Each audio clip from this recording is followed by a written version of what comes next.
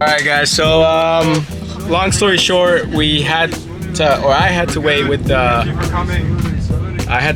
some fellow travelers here at the border and in Egypt, because I took a ferry from Aqaba to Taba in Egypt, and the taxi drivers here in Taba are scammers. They charge you so much money for a ride from here to Dahab, which is where we're going.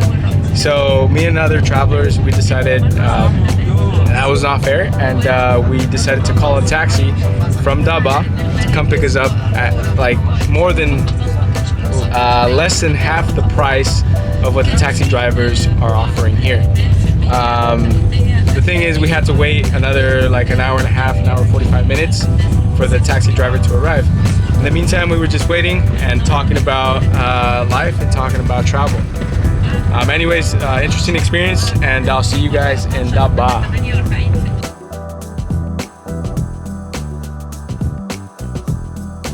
Alright, and so one of the things that happened at the immigration office was I was traveling with other traveling friends, and one of the friends, he was carrying a camera with a long zoom and a controller for a drone. Now here in Egypt, drones are prohibited. It's a big no-no, and he got detained and they searched through his stuff. They took his passport, and the thing is, me and the other traveling friends went through immigration. However, he stayed back. They detained him, and we never saw him leave the office. So we're thinking he got deported. Two things that came up to mind was, one, the drone, right? Like, that's a big no-no. And two, the zoom. Another third possibility was maybe because of his nationality, and those two things, because he was Asian, he was from China, that contributed to the fact that he got deported and he was never let in.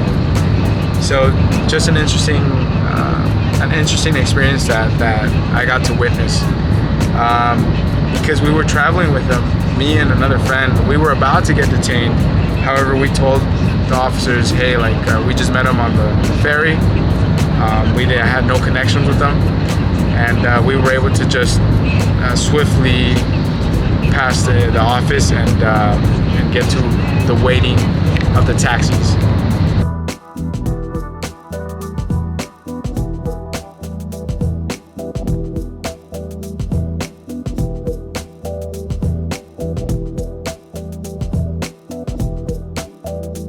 Alright guys, so I just had a falafel sandwich, which was huge, and then I also had shashuka, which is like, I don't know, I'll describe it down here at Yum Yum, and this is a pretty good place, a pretty local place, cheap prices.